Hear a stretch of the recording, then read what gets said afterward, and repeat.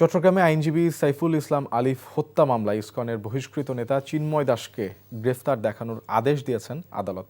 সকালে ভার্চুয়ালি শুনানির পর চট্টগ্রামের ৬ষ্ঠ মেট্রোপলিটন ম্যাজিস্ট্রেট এস.এম. আলাউদ্দিন এই আদেশ দেন। রোববার আইনজীবী আলিফ হত্যাসহ নগরীর কোতোয়ালি থানার ৪টি মামলায় চিন্ময় কৃষ্ণ দাসকে গ্রেফতার দেখানোর জন্য আদালতে আবেদন করে পুলিশ।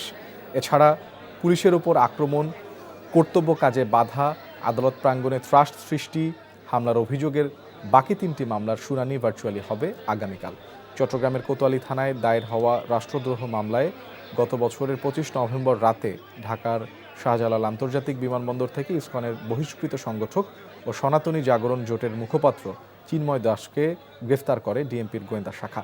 পরদিন ২৬ নভেম্বর তাকে চট্টগ্রাম আদালতে হাজির করা হলে বিচারক তাকে কারাগারে পাঠানোর নির্দেশ দেন। বান্ডেল থাকলে প্রতি সেনমানিতে টাকা বাঁচবে। বিকাশ সেনমানি বান্ডিল কিনে জিতুন প্রতি লেনদেনে।